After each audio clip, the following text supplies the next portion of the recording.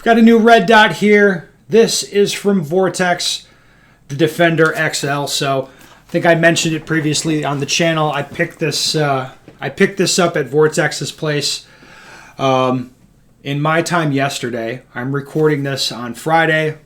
I'm going to drop this video next week when, whatever, I think I have a blackout on this till the 4th. So I'll drop this video on the 4th. Anyway, this is the new Vortex site. The guys there hooked me up with this and wanted me to give it a go. So I'm usually happy to test out new sites.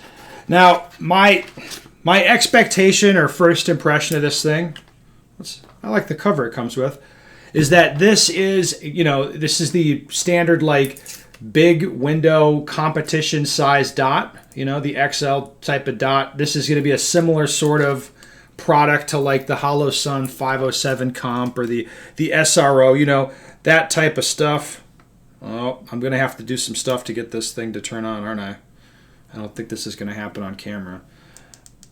Yep, it's got some stuff in there I got to pull out. Anyway, it's a big site. It, looks rugged, kind of feels rugged, but, the controls on the side, it doesn't look that interesting to me as far as just a red dot goes. I will admit, it's like kind of similar to the other ones. I think it's going to be pretty similar price point as well, like around $400. Okay, so like what my expectation is of this site is that it's going to be like, we got some screws, very nice, lovely. Okay. My expectation for this thing is that it's basically just going to be the same sort of thing for about the same money, like just a competitor type of product. There's a lot of tools in here. That's complicated. However, talking to the guys that that work at Vortex and help develop this thing, there's a couple of differences or a couple of things I've been told that they're saying, hey, this is what's better about this site. Now, one thing I don't like about this site is it's not the same footprint as the SRO, which is like, in my head at this point, that's just the correct footprint. Like they should all just be that. However, here we go. However, they do ship the optic with this plate. So this is the Glock MOS adapter plate for the DPP pattern. Anyway, shipping that, like, I don't like the footprint on this thing, but shipping it with the plate, that makes me less upset, I guess, because then it doesn't really matter. I'll just throw it on my Glock. Anyway, what the guys told me is better about this site is two things. First, they say that the glass is better. It's not going to have glare.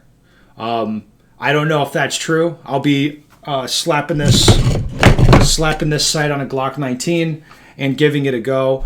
There is a glare issue on the SROs and the 507 comps. I think it's a little worse on the SROs, maybe not. But definitely each one of those sites has glare. It's a little bit annoying some of the time. Like I said, the guys at Vortex say this is going to mitigate that a lot. That sounds good to me. If that's the case, cool. I would like it with less glare. The other thing they tell me is that this site can get nuclear bright.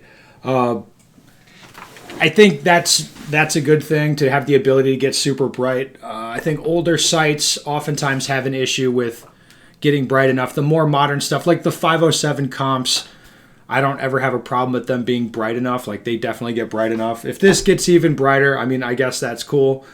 It's cool with me. But anyway, that's what I've been told to expect. Now, the other thing is the guys are very confident, like the Vortex guys are very confident about the reliability of this. Seeing the way they test it and how much they shoot and all that stuff, that kind of makes sense to me. They didn't, like, these guys handed me one of these, like, they know me and they know what I'm going to do. And it's like, yeah, the site should hold up. It should be good.